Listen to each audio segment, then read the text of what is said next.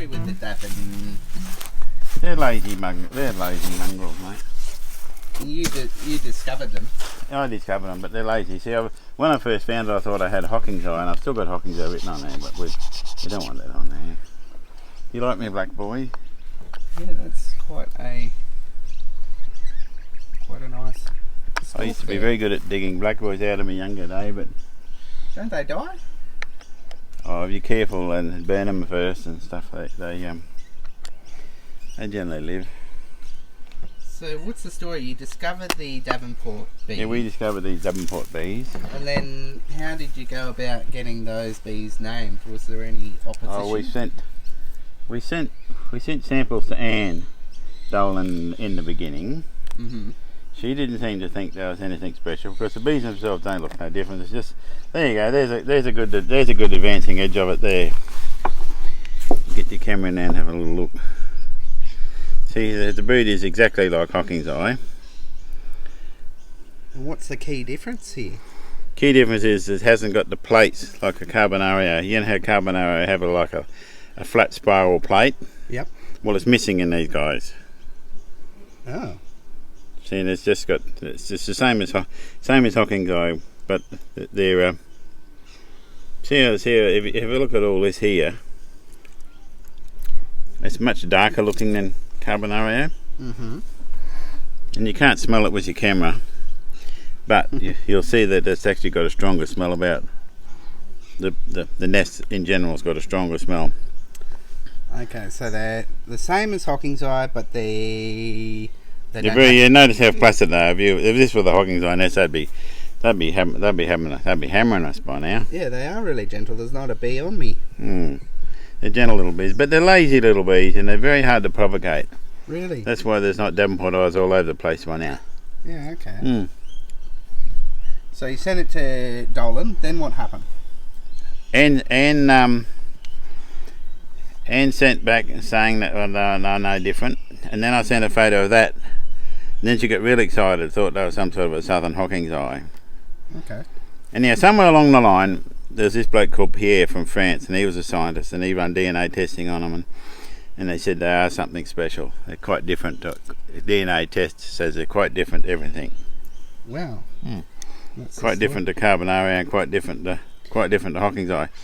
And I've been here all this time now, and they haven't crossed up with Carbonaria. Yep. We thought they probably would, but probably be a good decade or so now, and they haven't crossed back with Carbonaria. So, and the process. You think when the Queen came out, there'd be Carbonaria drones here everywhere trying to get it, wouldn't you? Yeah. And she'd go back and. So the process of naming them, who went ahead and named them? Well, that was all done through Anne Dolan and Australiannativebee research. Yeah. Okay. You want some? Don't suppose you want it off my knife. Put your finger in it. It only tastes like ordinary native bee honey. Anyway, you can see by the advancing edge that there's something different. This is almost halfway between Carbonaria and Hocking's eye honey. That's really interesting. It's got the tang of Carbonaria, and it's got the sweet, syrupy flavour of Hocking's eye. I'm sorry there's not a queen cell here for you to see. But there's not. That's alright. Nice. And that brood there, see, have a look at this box here. We even put a thing in the box trying to make them stretch the brood. Yep. They're very hard to propagate. How many of them have you got?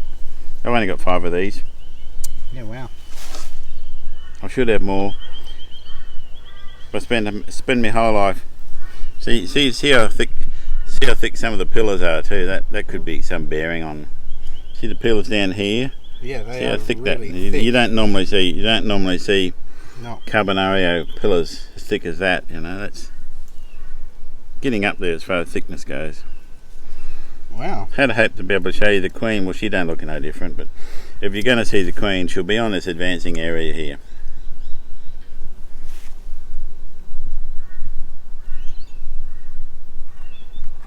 Wonderful. What do you reckon? What do you reckon, Nick? I reckon the workers are stripier too. Let's have a look at that. Might have to zoom in later. Yeah, well sometimes they start looking stripy if they've got the bellies full of honey, and that's because it just stretches their belly a little bit. So they don't get on you like Hocking's eye. This is really they interesting. won't. Unless you. But on the same token, I haven't stirred them up. Yeah. Like some people go in there with their rattle gun before they even have the thing open, you know. Yeah. And all those rattle drills and that they're just things that stir the bees up. You go in there nice and quietly with a screwdriver. Have you seen enough of it in there now? Yeah. Yep. Let's not disturb them anymore. There you go, people. Davenporti bees. With the man who's responsible for discovering them. See the little wax they put over the exposed Oh yeah. pollen after a while. See, they've already done it. See that there? That was exposed. That all but closed it up. This is where the breed will be down in underneath this thing. The hive anyway. You hear him humming in there, can't you? Yeah. That's another thing about Davenport. They don't hum very much. A nice little square box you've made there. Yeah, that's just my design box. Look, some people don't like it. What's the internal measurements of that? 7 and a bit. 7 and a bit in the old inch. It's 208 or something on the outside. Okay. There you go, that's back in there now. Looks like a nice I think we might have squashed Charlie's head. healthy size. Charlie or Harry. First in best dress, mate. What was that? I told Rob Rotrell that Madman might be still available. Don't you play that to him, will you? Big guy would still be out there somewhere, I reckon. These little boxes, they can weigh over 4 kilos when they're full, eh? Really? Yeah. What's the They really pack it in. These Australiannativebee, if they get a good season, they can really pack it in. These guys have got their own special smell, haven't they? Yeah, it's like Have a go at that, Nick.